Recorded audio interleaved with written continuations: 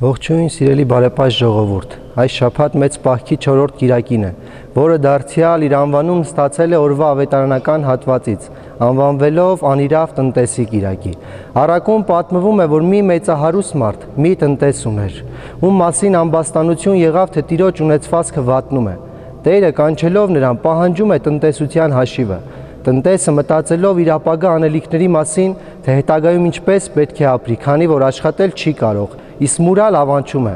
Կանչում է տիրոջ պարտապաններին եւ յուրաքանչյուրին պարտքի մի մասը շնորհում, այսպիսով շահելով նրանց բարեկամությունը։ Տերն իմանալով նրա արարքի մասին, գովում է անիրավ տնտեսի հնարամտությունը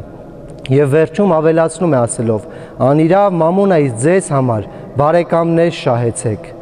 Սիրելի բարեպաշտ ժողովուրդ, ինչպես գիտեք, Քրիստոս իր առակների մեծ մասը վերցնում էր առօրյա ժողովրդի կյանքից, որպես օրինակ բերելով նրանց։ Այս առակը եւս բացառություն չէր։ Քրիստոս այս առակը պատմեց այդ ժամանակներին շատ տարածված մեծահարուստների օրինակով, որոնց մեջ էին մտնում իրեն շրջապատող փարիսեցիներն ու օրենսգետները,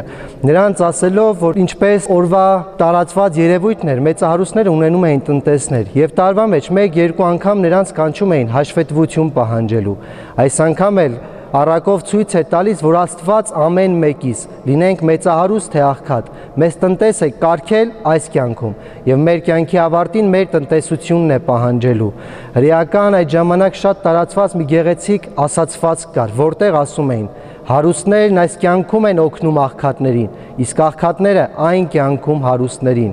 Այս խոսքով տեսնում ենք, որ այս կյանքը ճիշտ տնօրինելով կարող ենք արժանանալ հավիտենական հարկերից ներս ընդունելուն, իսկ այն մեր կյանքի կարճ ժամանակահատվածը 60 եւ 70 տարիները, որ տրված են մեզ անիմաստ վատնելու համար, սխալ տնտեսություն անելու համար, ինչի համար Աստված մեզ հավիտենական հարկերից ներս պետք է ընդունի։ Աստված կոչ է անում բոլորիս ասելով. մամոնայից ձեզ համար բարեկամներ շահեք։ Մամոնան արաբերերից թարգմանաբար նշանակում է ունեցվածք, հարստություն։ Պատմում են, որ մի մեծահարուստ մարդ, ով իր տնտեսությունը անիրավ կերպով էր վարում, Աստված հայտնվում է նրան եւ ասում. «Տուր ինձ այն, ինչ ես քեզ չեմ տվել, եւ մարդկանց տուր այն, ինչ ես քեզ եմ տվել»։ Այս մարդը ասում է. «Տեր Աստված, սիրտս, կյանքս, հոգիս քեզ եմ տալի»։ Աստված ասում է. «Ոչ, դա ես քեզ եմ տվել, դա մարդկանց տուր»։ Այնուհետև ասում է. «Ամբողջ հարստությանս կեսը քեզ եմ տալիս»։ Աստված ասում է. «Դարձյալ սխալվեցիր, դա դու մարդկանց, դա ես եմ քեզ տվել»։ Մարդը հասկանալով ինչումն է խնդիրը, ասում է. «Ես քեզ եմ տալիս իմ մեղքերը»։ Աստված ասում է. «Ապրես, ինձ տուր մեղքերդ,